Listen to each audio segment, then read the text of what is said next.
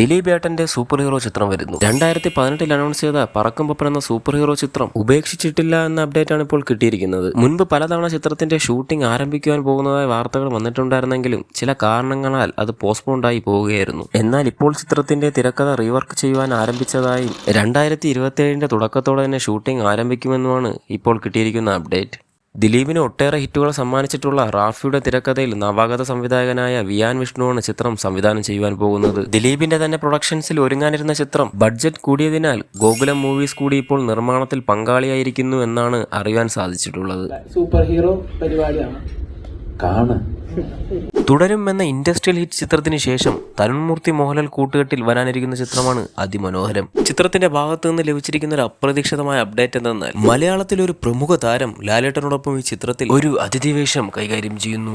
ഇപ്പോൾ നടക്കുന്ന തൊടുപുഴയിലെ ഷൂട്ടിംഗ് അവസാനിച്ച ശേഷം മുംബൈയിൽ വെച്ച് നടക്കുവാൻ പോകുന്ന ഷെഡ്യൂളിലാണ് ഈ താരം ജോയിൻ ചെയ്യുവാൻ പോകുന്നത്. എല്ലാം ഒത്തുവന്നാൽ തുടരും എന്ന ചിത്രത്തെക്കാളും മറ്റൊരു വലിയ ഇൻഡസ്ട്രി ഹിറ്റായി ഈ ചിത്രം മാറും.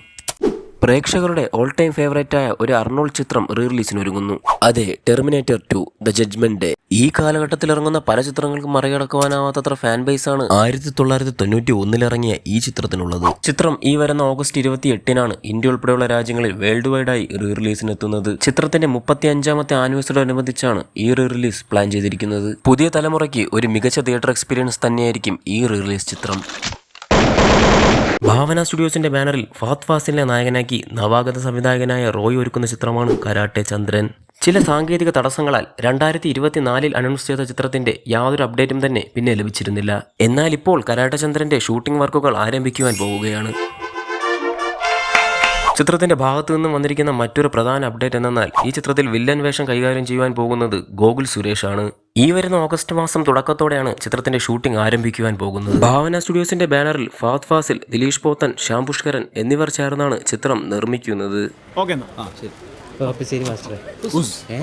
പൃഥ്വിരാജ് സുകുമാരനെ നായകനാക്കി നിസാം ബഷീർ ഒരുക്കിയ ഐനോബിഡി ചിത്രം റിലീസായി 13 ദിവസങ്ങൾ പിന്നിടുമ്പോൾ കേരളത്തിൽ നിന്നും 7,62,00,000 വേൾഡ് വൈഡായി 15 കോടിയുമാണ് കളക്ട് ചെയ്യുവാൻ സാധിച്ചിട്ടുള്ളത്. 30 കോടി ബഡ്ജറ്റ് വരുന്ന ചിത്രം നിർഭാഗ്യവശാൽ ബോക്സ് ഓഫീസിൽ പരാജയമാണ് ഏറ്റുവാങ്ങിയിട്ടുള്ളത്. പ്രേമലു എന്ന ബ്ലോക്ക് ബസ്റ്റർ ചിത്രത്തിന് ശേഷം നിവിൻ പോളിയെയും മമിത ബൈജുവിനെയും കേന്ദ്ര കഥാപാത്രങ്ങളാക്കി ഗിരീഷ് ഏടി സംവിധാനം ചെയ്യുന്ന ഒരു ഫീൽ ഗുഡ് ഫാമിലി എന്റർടൈനർ ചിത്രമാണ് ബെത്ലഹേം കുടുംബ യൂണിറ്റ്. ചിത്രത്തിന്റെ സിനോപ്സിസ് ഇപ്പോൾ ടീം പുറത്തുവിട്ടിരിക്കുകയാണ്. വിദേശത്ത് ജോലി ചെയ്തിരുന്ന ജസ്റ്റിൻ എന്ന ചെറുപ്പക്കാരൻ നാട്ടിലേക്ക് എത്തുന്നതും ശേഷം നാട്ടിലെ ഒരു കത്തോലിക്ക ഇടവകയുടെ കുടുംബ യൂണിറ്റിൽ പങ്കെടുക്കുവാൻ പോകുന്നതും അവിടെ വെച്ച് ആഷ്ലി എന്ന പെൺകുട്ടിയെ കണ്ടുമുട്ടുകയും തുടർന്ന് അവരുടെ ജീവിതത്തിൽ ഉണ്ടാവുന്ന സംഭവവികാസങ്ങളുമാണ് ചിത്രത്തിന്റെ പ്രമേയം. നിവിൻ പോളിക്കും മമിത ബൈജുവിനും പുറമെ സംഗീത് പ്രതാപ്, ശ്യാം മോഹൻ, വിനയ് ഫോർട്ട്, സുരേഷ് കൃഷ്ണ, ബിന്ദു പണിക്കർ, സൃന്ദ എന്നിവരും ഈ ചിത്രത്തിൽ പ്രധാന വേഷങ്ങൾ കൈകാര്യം ചെയ്യുന്നുണ്ട്. വരുന്ന ഓഗസ്റ്റ് 21 ഓണം റിലീസായാണ് ചിത്രം തിയേറ്ററുകളിലേക്ക് എത്തുന്നത്. ചിത്രത്തിനോടൊപ്പം ക്ലാഷ് റിലീസുകളായി എത്തുന്നത് പൃഥ്വിരാജിന്റെ ഖലീഫ, ദുൽഖർ സൽമാന്റെ ഐ ആം ഗെയിം, കൂടാതെ മോഹൻലാലിന്റെ മകളായ വിസ്മയ മോഹൻലാലിന്റെ അരങ്ങേറ്റ ചിത്രമായ തുടക്കം എന്നിവയാണ്. 2021 ആമസോൺ പ്രൈം വീഡിയോ വഴി ഡയറക്റ്റ്ലി OTT റിലീസായ തമിഴ് ചിത്രമായിരുന്നു സാർപ്പാട്ടായി പറമ്പറൈ. രഞ്ജിത്തിന്റെയും ആര്യയുടെയും കരിയർ ബെസ്റ്റ് എന്ന് തന്നെ പറയാവുന്ന ചിത്രം. തമിഴിൽ നിന്നും വന്നിട്ടുള്ള ഏറ്റവും മികച്ച സ്പോർട്സ് ചിത്രങ്ങളിൽ ഒന്ന്.